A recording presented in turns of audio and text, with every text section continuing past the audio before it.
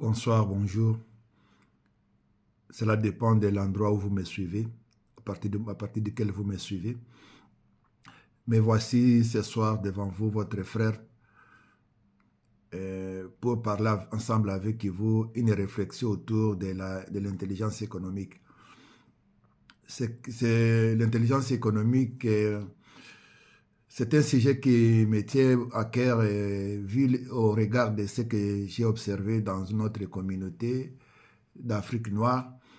Les peuples souffrent partout à travers le monde, partout où nous partons, dans tous les continents. Il y a de l'esclavage qui continue jusqu'à nos jours. Si on trouve cela, c'est toujours dans notre communauté d'Afrique noire. Alors, cette question m'a vraiment traumatisé et j'ai essayé un peu de réfléchir là-dessus.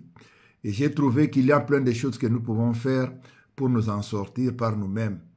Parce que la solution ne viendrait pas de quelqu'un d'autre, ne viendrait pas d'ailleurs. La solution ne viendrait pas de la proposition de ceux-là qui ont intérêt à nous maintenir dans cette situation d'esclavage.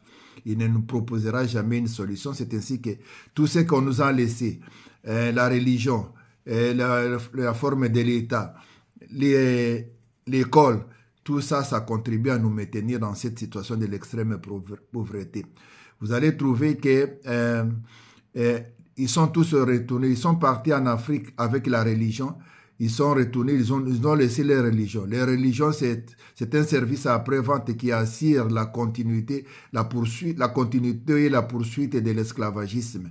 C'est ainsi que vous allez trouver que dans notre communauté, beaucoup ils vont pour faire des pèlerinages dans leur pays, ou pour ramener toujours des richesses qu'ils sont venus, parce qu'ils sont venus tous arabes et européens, ils sont venus en Afrique pour l'exploitation, pour s'enrichir, pour le pillage de l'Afrique. Et le pillage continue jusqu'à nos jours. Nous n'avons rien à attendre de tous ces gens-là, et malgré toutes les propositions qu'ils nous donnent, c'est pour maintenir, c'est un service après-vente. Alors, passer cette question, et la solution que je voudrais proposer ensemble avec vous, à mon avis, vous ne trouverez pas ça dans les livres, des maîtres, parce que ce sont eux qui écrivent des livres que nous lisons pour essayer un peu d'appliquer à la lettre ce qu'ils pensent. Alors, vous allez trouver qu'il y a dans le monde, il y a des systèmes. Les systèmes, ils fonctionnent à merveille. Le système capitaliste, il fonctionne à merveille. Mais l'autre système, on ne met pas l'accent sur cela. Comment? Vous allez trouver que l'Occident s'est enrichi avec la traite négrière. Et qu'il s'agisse des Arabes, tous se sont enrichis avec la traite négrière. Cela leur a permis d'accumuler beaucoup de richesses. Alors, maintenant, à partir du moment où on a des richesses qu'on ne sait quoi faire, ils ont maintenant construit des institutions qu'ils appellent des banques. Des banques, c'est pour entreposer les revenus qu'ils ne savent pas quoi faire. Alors, ils ont suffisamment beaucoup de ces revenus-là qu'ils ne savent pas quoi faire. Alors, ils ont fabriqué un système de prêts où ils devaient maintenant nous donner. Pour fonctionner, on nous demande, vous devez avoir des capitaux. Pour avoir des usines, vous devez avoir des capitaux pour acheter les matériels et tout consort pour construire les usines. Et on nous donne cela avec un taux d'intérêt. C'est un système que nous ne permettra jamais de nous en sortir. C'est ainsi que dans les religions qu'ils nous avaient amenées, qu'il s'agisse de la religion catholique, la religion chrétienne ou musulmane, les prêts d'argent à intérêt prohibés et défendus là-bas. Alors voilà pourquoi ce que je vous dis est juste. Nous nous en sortirons jamais avec le système de prêts que nous avons à travers les institutions qui eux-mêmes ont placé, la Banque mondiale et le FMI. Alors, nous n'avons pas de revenus.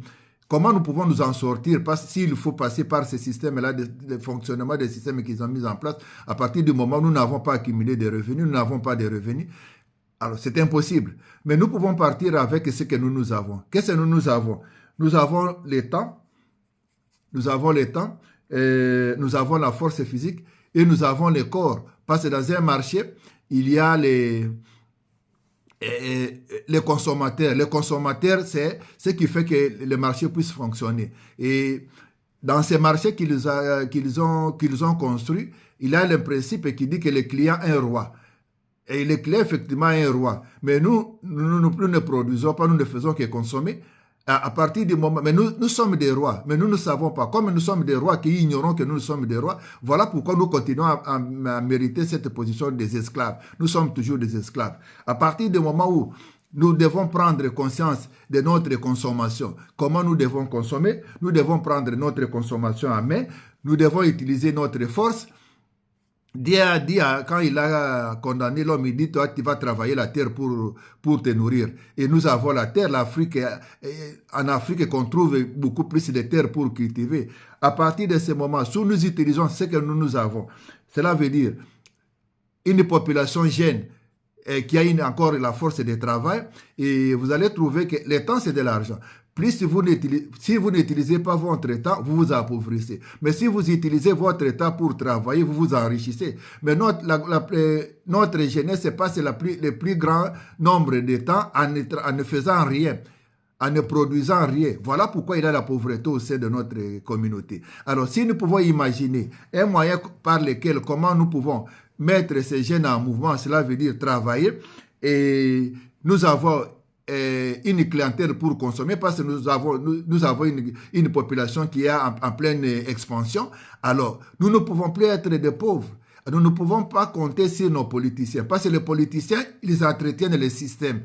Des systèmes qui fait qu'un politicien ne voudra pas la vérité. Un politicien, il dit toujours, dans les grandes masses, ils disent toujours les mensonges. Aujourd'hui, si tu veux rencontrer un président, ça sera presque impossible. Il a un agenda surchargé, il n'aura pas le temps pour vous rencontrer. Mais quand il est en campagne, prenons l'exemple de ce qui se passe maintenant actuellement au Gabon, ils sont en campagne. Si tu veux rencontrer les présidents, même aujourd'hui, si tu as pris l'intention de les rencontrer aujourd'hui, tu vas les rencontrer au lieu de la campagne électorale. Et tous les problèmes que tu vas poser, il aura une solution. Il va te dire non, il va te promettre.